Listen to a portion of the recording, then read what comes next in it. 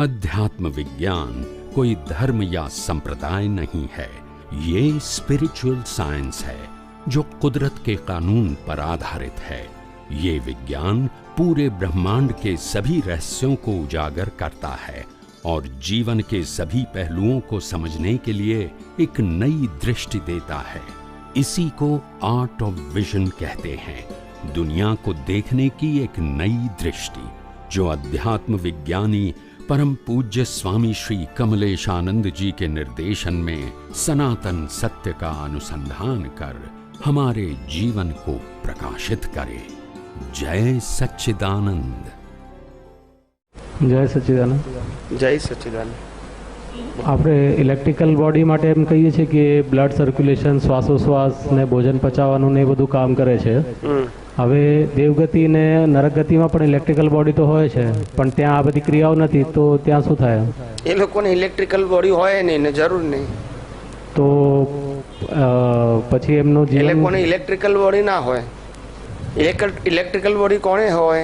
જેને blood, food, breadth આ બધું હોય ને એને ઇલેક્ટ્રિકલ બોડી છે। આ બ્રીથ સર્ક્યુલેશન માટે, ડાયજેસ્ટિંગ માટે, બ્લડ સર્ક્યુલેશન માટે ઇલેક્ટ્રિકલ બોડી જોઈએ। એ લોકોને કશું ના હોય, લોહી ના હોય, ખોરાક ના હોય, શ્વાસ ના હોય, માટે ઇલેક્ટ્રિકલ બોડી ના હોય। કોઝલ બોડી હોય, શું હોય? કોઝલ બોડી હોય। હા, એ કોઝલ બોડીને આધારે ઇફેક્ટ બોડી મળે। સમજાય છે? ઇલેક્ટ્રિકલ બોડી આ બધું સિદ્ધાંતથી સમજવું પડે, એટલે કારણ કે આ વસ્તુ ના હોય તો એનો રોલ જ નથી ને। દેવગતિમાં ના હોય, નરગતિમાં ના હોય ઇલેક્ટ્રિકલ બોડી, પશુ યોનિમાં હોય, કારણ કે આપણી જેમ છે ને લોહી છે, શ્વાસ છે, ખ્યાલ એટલે એને હોય।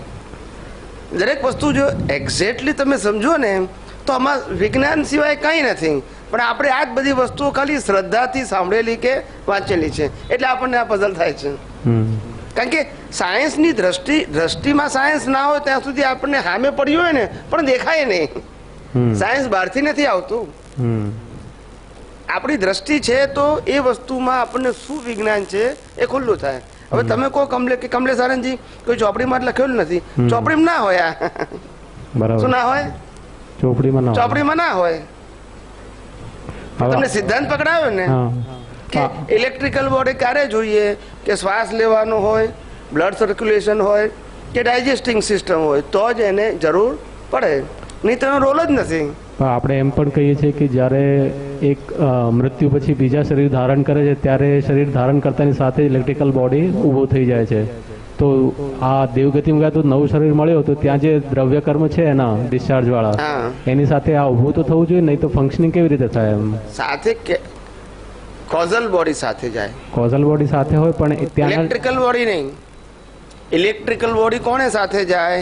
ઇલેક્ટ્રિકલ બોડી કોને સાથે જાય? જે અવગતિઓ જીવ હોય તેને કોને જાય? અવગતિઓ જીવ। તમે ફેરથી સાંભળજો, ઇલેક્ટ્રિકલ બોડી જાય એક્સપાયર થયા પછી, ફક્ત જે અવગતિઓ જીવ છે કે જેને ફિઝિકલ બોડી મળતી નથી એને પ્રેત પણ કહે છે। શું કહે છે? પ્રેત પણ। એટલે એ અવગતિઓ જીવ છે, એ અવગતિયા જીવને ઇલેક્ટ્રિકલ બોડી હોય, કોઝલ બોડી હોય, પણ આ ઇફેક્ટ બોડી ના હોય। એટલે એને ઇલેક્ટ્રિકલ બોડીને કારણે ભૂખ લાગે, તરસ લાગે, થાક લાગે, ઊંઘ લાગે, બધું લાગે, એટલે બીજામાં પહેરે, પેલો ખાય એટલે એને સંતોષ થઈ જાય, પેલો ઊંઘે એટલે એને સંતોષ થઈ જાય। સમજાય છે? એ એને જ ખાલી હોય, બીજા કોઈ જીવને ના હોય એક્સપાયર થાય ત્યારે ઇલેક્ટ્રિકલ બોડી, ખાલી કોઝલ બોડી હોય એક્સપાયર થાય ત્યારે, એના આધારે એને ઇફેક્ટ બોડી મળે। પછી ઇફેક્ટ બોડીની અંદર મનુષ્યનું બોડી હોય અને પ્રાણીનું બોડી હોય તો એની અંદર ઇલેક્ટ્રિકલ બોડી ઉત્પન્ન થાય। પણ દેવગતિની જે બોડી છે એને પણ ના થાય, ઇફેક્ટ બોડી તો કહેવાય ને એને? ઇફેક્ટ બોડી ખરી પણ ઇલેક્ટ્રિકલ બોડી ના હોય, કારણ કે જરૂર નથી। એવા નરગતિના જીવોને પણ જરૂર નથી, આપણા જેવું બોડી નથી આ। હવે જે અવગતિઓ જીવ થાય છે એને આપણે એમ કહીએ છીએ કે નોર્મલી જે સાંભળવામાં આવે છે, જે સમાજમાં કિસ્સા ચાલે છે કે પુરુષમાં જ પ્રવેશે એમ અવગતિઓ થાય તો એ પુરુષમાં એટલે બીજા પુરુષ દેહમાં પ્રવેશીને પોતાની વાસનાઓ સંતોષે એમ। એ તો બરાબર છે, જેની સાથે હિસાબ હોય તેની સાથે ગમે તેમાં નહીં. હા, અને સ્ત્રીમાં શરીરમાં જ પ્રવેશે. તો આ નિયમ છે કે આમ પુરુષ અવગતિ થાય તો સ્ત્રીના નિયમ એટલો જ છે, જેની સાથે જેવો હિસાબ બાકી રહી ગયો હોય, કોઈ પણ પ્રકારની વાસના, ખાવાનો પીવાનો જે પણ હોય તે, એ જેની સાથે બાકી રહી ગયો હોય તેના શરીરમાં પ્રવેશ કરે. તે ઋણાનુબંધને કારણે, પોતાની સ્વતંત્ર શક્તિને કારણે નહીં.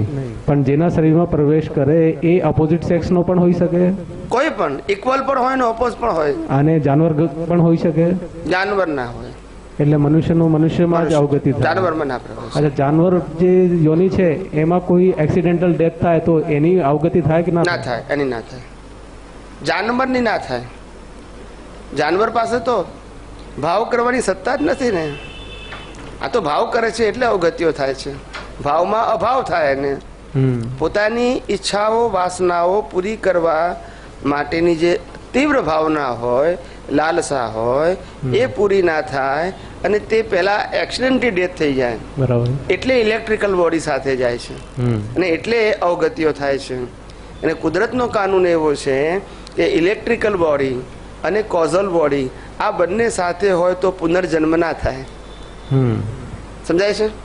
સોલ, કોઝલ બોડી અને ઇલેક્ટ્રિકલ બોડી આ ત્રણ સાથે હોય તો એનો પુનર્જન્મ ના થાય.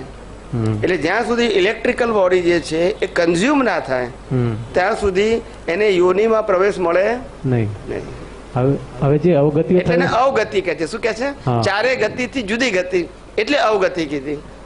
બરાબર છે. હવે જે બીજા શરીરમાં પ્રવેશ કર્યો અવગતિઓ જીવ જે છે, તો એના કર્મ તો પૂરા થયા નહીં, એટલે દ્રવ્ય કર્મ હજી પૂરા થવાના બાકી છે. તો એક બાજુ એનો ત્યાં બીજા શરીરમાં પ્રવેશ કર્યા પછી ડિસ્ચાર્જ પણ ચાલુ છે અને ચાર્જિંગ પણ ખુલ્લું જ છે ને ત્યાં? ના, કારણ કે આપણે મનુષ્ય ભાવમાં એમ કહીએ છીએ કે ભાઈ ડિસ્ચાર્જની સાથે પુરુષાર્થ તો ચાલુ જ હોય ગમે તે અવસ્થા હોય. ત્યાં ના હોય. પણ કેમ? અવગતિઓ જીવ છે એને ખાલી ઇલેક્ટ્રિકલ બોડી ખપાવવાનો જ અધિકાર છે, બીજો કોઈ પુરુષાર્થ કરવાનો અધિકાર નથી એને. પણ એની પાસે જે વિશેષતા હોય કશું જ ના કરી શકે. એ કોઝલ બોડી ફિક્સ થઈ ગઈ છે, હવે યુઝ ના કરી શકે. એનો રીબર્થ થાય ત્યારે શરૂઆત થશે એની. આ તો ઇલેક્ટ્રિકલ બોડીને ડાયજેસ્ટ કરવા માટે આ અવગતિઓ છે. ખાલી ઇલેક્ટ્રિકલ બોડી પૂરતો કોઈ નવા ભાવ કરી શકતો કે કોઝલ બોડીને બદલી શકતો નથી. અચ્છા, એ ફિક્સ થઈ ગયું છે. ઇલેક્ટ્રિકલ બોડીને ડાયજેસ્ટ કરવા પૂરતું જ, કન્ઝ્યુમ કરવા પૂરતું જ એનું લાઈફ છે. એટલે બીજા શરીરમાં પ્રવેશે ત્યારે એનો પુરુષાર્થ બંધ થઈ જાય ટોટલ. પરિણામ જ છે. અવગતિઓ જીવ એટલે પરિણામનો જ ભાગ છે આ. પણ આમ જેમ મનુષ્ય શરીરમાં પરિણામ જ છે, આખું ડિસ્ચાર્જ જ છે, પણ સાથે પુરુષાર્થ તો ખુલ્લો જ હોય છે. હા, પણ મનુષ્ય ભાવમાં અને આ ભાવમાં ફેર એટલું જ છે કે આ ભાવ નથી. શું નથી? પણ એના એ દ્રવ્ય કર્મનો ભાગ જ છે ને, જે પૂરું એક્ઝાસ્ટ થયો નથી અહીંયા, એટલે ત્યાં થાય છે. ના, દ્રવ્ય કર્મનો ભાગ નહીં. આની અંદર આ જે અવગતિઓ જીવ છે એની એવા પ્રકારની વિશિષ્ટ વાસનાઓ છે કે જે વાસનાઓ પૂરી થાય એ પહેલા તો એનો ડેથ થઈ ગયો. હવે ડેથ ઉદય કર્મને આધીન જ છે પાછી. શું છે? ઉદય કર્મને આધીન છે. ને એ ઉદય કર્મને આધીન હોવાથી એક્સપાયર તો થઈ ગયો આ બોડીમાં, પણ જે એની ઇલેક્ટ્રિકલ બોડી હતી વાસનાની એ ખતમ થઈ. સામાન્ય રીતે કોઈ પણ વ્યક્તિ એક્સપાયર થઈ જાય એટલે ઇલેક્ટ્રિકલ બોડી શાંત થઈ જાય, એટલે શરીર ઠંડુ પડી જાય. શું પડી જાય? શરીર ઠંડુ. એટલે શ્વાસોશ્વાસ, બ્લડ સર્ક્યુલેશન બધું શું થઈ જાય? બંધ થઈ જાય. સમજાય છે? ઇલેક્ટ્રિકલ બોડી દ્રવ્ય કર્મ જે બાકી છે એના કારણે જ એક્ઝિસ્ટન્સ ધરાવે છે ને. જો દ્રવ્ય કર્મ એક્ઝોસ્ટ થઈ જાય તો ઇલેક્ટ્રિકલ બોડી પણ જતી રહે ને. સમજી ગયો. પણ એ દ્રવ્ય કર્મ જે છે એ ખાલી અવગતિયા જીવના બાકી છે. કયા બાકી છે? અવગતિયા જીવ. સામાન્ય ચારે ગતિના જીવ છે એમાંના એકેના છે નહીં. પણ એટલે સાથે સાથે આ પણ નિયમ થઈ ગયો કે ભલે એ કર્મ બાકી હોય પણ સાથે પુરુષાર્થ એનો બંધ થઈ જાય છે. પુરુષાર્થ બંધ, કારણ કે એને આ બોડી નથી ને. પણ બીજાના શરીરમાં રહીને પુરુષાર્થ ના કરી શકે. ના ના ના, બિલકુલ ના કરી શકે.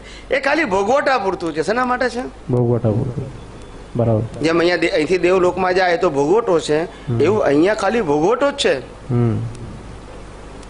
પણ આ મનુષ્ય ભાવમાં છે એટલે એને અપવાદ કહેવાય. શું કહેવાય? અપવાદ. મનુષ્ય ભાવમાં આવી રીતે કોઈનામાં પેસી જાય અને કર્મ ના બંધાય એટલે અપવાદ કહેવાય. કારણ કે એનું બોડી નથી, અંતસ્કરણ પણ એનું નથી. સમજાય છે? ત્યાં ભાવ કરવાની કોઈ સત્તા પણ નથી, એટલે ત્યાં અંતસ્કરણ ફંક્શનલ નથી, હોય જ નહીં. એની કોઝલ બોડી ફિક્સ થઈ ગઈ છે. અચ્છા, એટલે એનો રીબર્થ ક્યાં થવાનો છે તે નક્કી છે. ખાલી ઇલેક્ટ્રિકલ બોડીને વાપરવા પૂરતું, પૂરું કરવા પૂરતું જ એનું લાઈફ હોય. અચ્છા, જ્યારે એ લાઈફ તો ના જ કહેવાય ગવતિયા જીવનું. જ્યારે એની ડેથ થાય એ ટાઈમે કોઝલ બોડી ફિક્સ થઈ ગઈ નેક્સ્ટ બર્થ માટેની, અને ખાલી ઇલેક્ટ્રિકલ બોડીનો જ ભાગ બાકી રહ્યો. આ રેગ્યુલર ડેથ ના હોય એનું. હા, એની કોઝલ એની ઇલેક્ટ્રિકલ બોડી ખલાસ થઈ ગઈ એટલે જન્મ થઈ જાય. પેલી જે બીજી બધી વ્યક્તિઓ સાથે એની સાથે કોઈ લેવા દેવાની, એટલે ખાલી ઇલેક્ટ્રિકલ ભાગ જ બાકી રહ્યો. બસ આપણી જેમ જન્મ જીવન મૃત્યુ ના હોય ને, બરાબર છે. ઇલેક્ટ્રિકલ બોડીને કન્ઝ્યુમ કરવા પૂરતું જ લાઈફ છે એનું. તે ઇનવિઝિબલ લાઈફ, કોઈ જોઈ ના શકે. બરાબર, સમજાય છે ને? માતાના ગર્ભમાં જેમ જન્મે છે, પછી જન્મે છે, પછી બહાર નીકળે છે, પછી મરે છે, એવું એનું લાઈફ હોતું નથી. ખાલી ઇલેક્ટ્રિકલ બોડીને ખપાવવા પૂરતું છે. સમજાય છે? અને એમાં ફિઝિકલ બોડી હોતી નથી. તે જે વ્યક્તિને અંદર પ્રવેશ કરે છે અવગત્યો જીવ, એને અનુભવ થાય છે કે મારામાં કંઈ ચેન્જ થયું છે કે નહીં? શું અનુભવ થાય એને? એની સત્તા જતી રહે. અચ્છા, પેલું પોઝેસ કરી લે એટલે પહેલાની હકુમત હોય બધી, એને પોતાની સત્તા ના હોય તે વખતે. તો હવે આપ કહો છો કે અંતસ્કરણ નથી એને, તો એ પછી એના ઉપર સત્તા કેવી રીતે મેળવી લે છે? તો કે એનું અંતસ્કરણ નથી, સત્તા કેમ મેળવે છે? તો કે છે કે આ એનું જે ઇલેક્ટ્રિકલ બોડી છે ને, આ ઇલેક્ટ્રિકલ બોડી અને એની અંદર રહેલું જે પ્રતિષ્ઠિત આત્મા, એ પ્રતિષ્ઠિત આત્મા ઉપર એનો કબજો આવે છે. કબજો એટલે કોનો? અંતસ્કરણ તો છે નહીં, પેલાનો કબજો, નવો જે પ્રવેશો છે. હા, એટલે એ વખતે આનું બધું બંધ હોય, જે બોડી વાળો છે ને એનું બધું બંધ હોય, ખાલી ભોગવટો હોય એનો. પણ જે પ્રવેશ કરે છે એનો અંતસ્કરણ તો કામ કરતું નથી, તો કબજો કેવી રીતે મેળવે? હા, આ ઇલેક્ટ્રિકલ બોડીનો કબજો કઈ રીતે મેળવવાનો હોય એને? તો કે જે એને હિસાબ પૂરો કરવો છે, એટલે ભોગવટાનો સંતોષ થાય એટલા માટે. શેના માટે? આ કયું ઇલેક્ટ્રિકલ, આ કયો પ્રતિષ્ઠિત આત્મા છે? ચાર્જ નહીં, આ ડિસ્ચાર્જ પ્રતિષ્ઠિત આત્મા, ચાર્જ નહીં.